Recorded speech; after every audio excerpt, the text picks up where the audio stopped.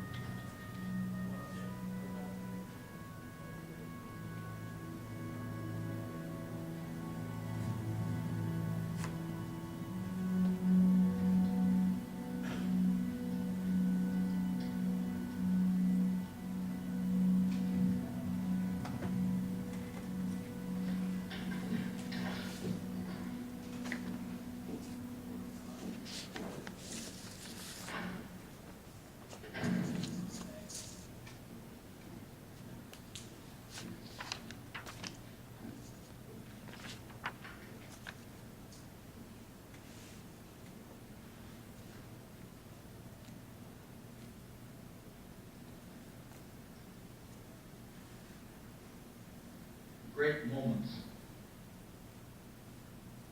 are born in great opportunity. And that's what you have here tonight, boys. That's what you earned here tonight.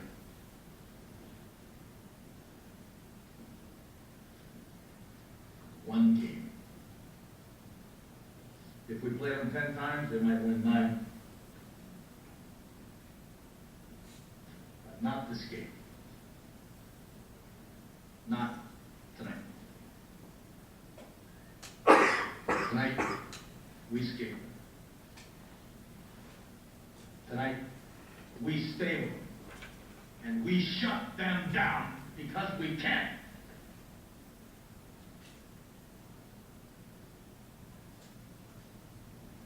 Tonight, we are the greatest hockey team in the world.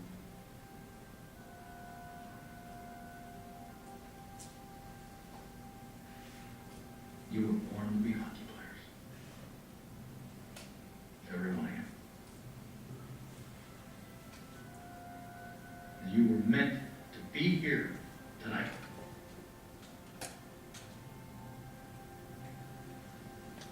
This is your time.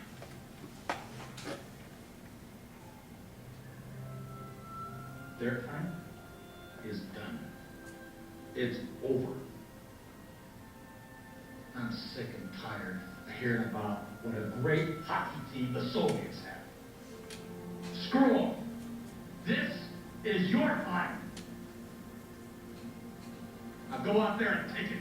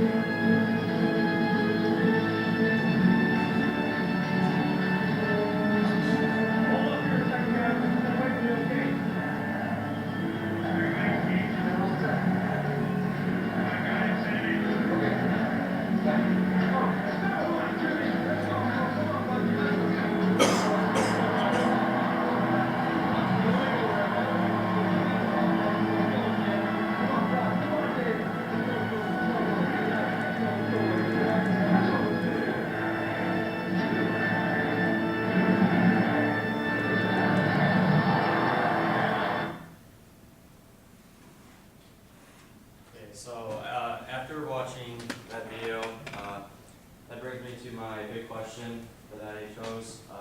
How could I use my talents to create new opportunities for myself and others?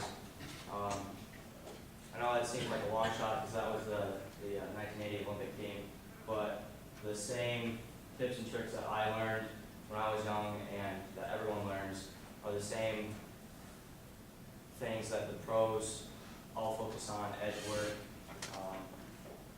the little stuff that makes a difference. The problem that I was addressing was, through playing 3 years of high school hockey, I was noticing there wasn't enough interest in reaching the high school level. We didn't have enough kids coming up through the 8th grade year. Either the people were moving to other places, moving to other towns, because there wasn't enough competitiveness around here. They were doing this, and instead of staying in Mount Pleasant playing on the local hockey team, the Mount Pleasant Patriots, they were either moving away or they just stopped playing hockey because there wasn't enough people to do. So the reason I invested my time was it was really important to me to continue to build a strong future for the high school hockey team after I leave, and to also improve the individual skills of the younger ones, because it was really important to me when I was 7 or 8 and I was going to camps that I was trying to get better in, and it was really cool seeing like, oh, he's a college guy, he's out here on the ice helping me, he's like only teaching me one-on-one tips that I thought I was only getting. So it was really special to me to have like an older person to look up to, so that's why I've also wanted to do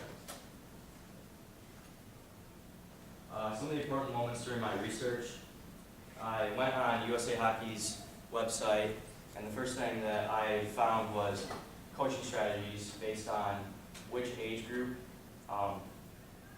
techniques to focus on. So it starts off for hockey age groups: mini mites, squirts, peewees, bantams, and midgets. I know they're kind of funny names, but I focused on the mites, the squirts, and the peewees.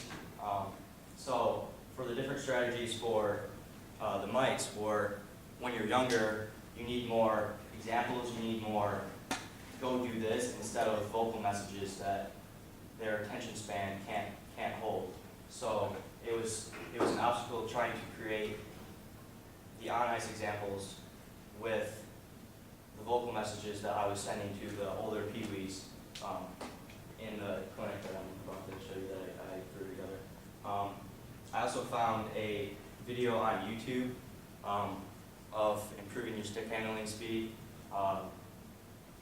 This just talked about the basics of stick handling and what I was told when I was a kid, and it confirmed what I was told to what the pros are doing today still. So I continued to, through my clinic, teach them the tips that I had learned when I was young. And then I had also gone around their website and seen the practice plan setups that they were encouraging new coaches using. They gave me new ideas on splitting the ice sheet up into different areas to focus on either age groups or different skill levels. Luckily, I didn't have to do this because through my clinic, all the kids were basically on the same skill level that I noticed. The community I chose to do was right here in town, the Mount Pleasant Patriots organization. I chose this because it's where I started playing hockey, and it was really important to me to build where I started. It meant a lot to me, and I was trying to improve the stronger town here, and I was hoping to become big enough to be able to support multiple teams at each age group and have enough teams around this area for kids to come out and play for, instead of having to move away and play for other teams. That's what I ended up doing. When I was around 12, when I was 12 or 13, I ended up going over to Midland and playing travel hockey over there because there were more teams, there was more goals, and I was really focusing on here in town, the Mount Pleasant Patriots, because I didn't want other kids to have to go through traveling costs and moving away potentially to follow what I did, and instead just play in town with enough teams and enough competitive levels to support their needs and improve their skills. And then I also chose Mount Pleasant because the high school team is here, and why not create a stronger base and then have that increase the support for the high school team and other levels. So my idea was throw together a free hockey clinic for the Mites, Squirts, and Pee-wees. It's quite a complicated process. First I made this flyer, contacted the AHAM president, who's in charge of the hockey organization in Mount Pleasant, and asked him if he could email this out to all of the former parents and coaches of the different age groups in town, and just spread the word out. So luckily he did that for me. And then I also rallied up former teammates off this past year to come out and help me with the clinic. 4 other guys on the high school team come out and help me. So that was a good thing. And I also contacted Conway to see if I could allow getting more the high school warm-ups to wear out onto the ice during the clinic, because I'm promoting the high school team. So it would have been pretty dumb if we would have just worn whatever we were wearing. So I did this. Next are just photos of the event. We had I don't know, a smallish turnout, 6 skaters, but the email went out to quite a few parents and coaches. But I think my philosophy is it's not really hockey season right now. Other kids are doing baseball and other spring sports, so it was hard getting some of the, but I'm happy with the turnout that I had. Quite easy to control. I had 3 squirts, 1 Pee-wee, and 2 mites come out. And we had them do edge work, small passing drills. It was quite funny because we didn't have, I put in my flyer that goalie coaching was going to be available. I had my brother come out, was a goalie on the high school team this year, and we didn't have any goalies turn out, so we kind of just stuck in front of the nets and kind of just blocking our way, acting like goalies, so it was pretty fun. So there's a good picture at the end. The end result, things I've learned, it's when you're doing something like this, organization is key. You can't just go into it like the night before blind, obviously, and say, I'm going to do this, I need some ice, you know. You have to plan it out weeks in advance.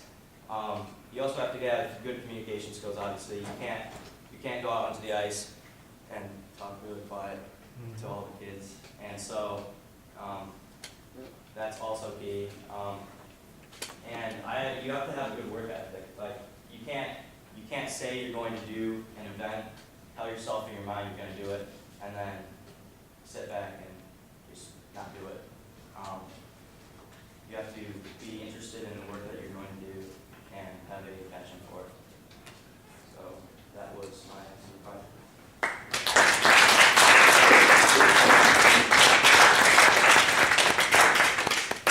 Questions, comments for Colin?